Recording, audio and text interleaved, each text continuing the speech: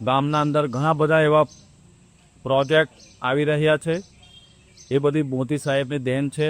એવું કહી ના શકાય કે ભાઈ જીતી જાય, પણ મત તો બહુ સારા લઈ જશે એમ.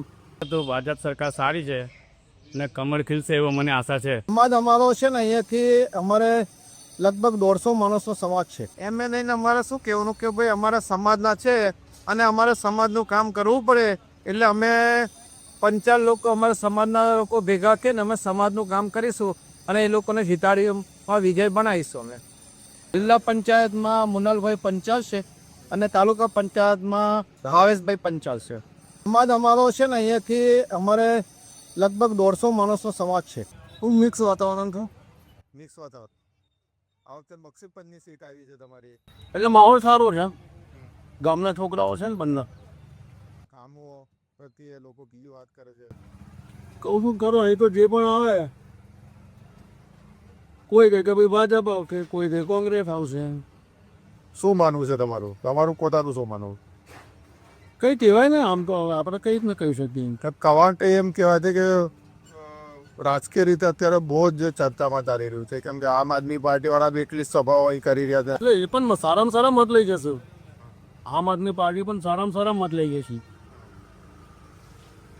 એવું કહી ના શકાય કે ભાઈ જીતી જાય, પણ મત તો બહુ સારા લઈ જશે એમ.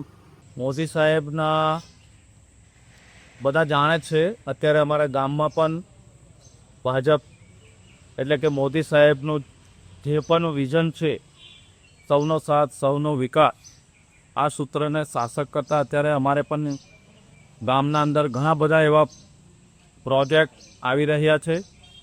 એ બધી મોદી સાહેબની દેન છે. અત્યારે ગ્રામ ઉત્થાન યોજના પણ આવી રહી છે અને એ યોજના દ્વારા ગામના અંદર ઘણા બધા મોટા એવા કાર્યો થવાના છે. અને હાલમાં અત્યારે વિકાસ પથનો રોડનું જે અત્યારે કામ પણ ચાલી રહ્યું છે. 8 કરોડના ખર્ચે વિકાસ પથ બની રહ્યો છે અત્યારે 2 કિલોમીટરનો.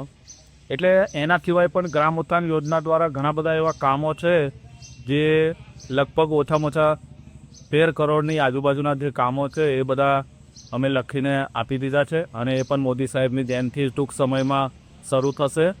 તો ગામની જે બી પરિસ્થિતિ છે એમાં ખૂબ બદલાવ આવશે અને ઘણા બધા એવા એ બધા મોદી સાહેબના વિઝનના લઈને અમે અત્યારે લોકો સમક્ષ આ બધા પ્રશ્નો પણ રજૂ કરીએ છીએ.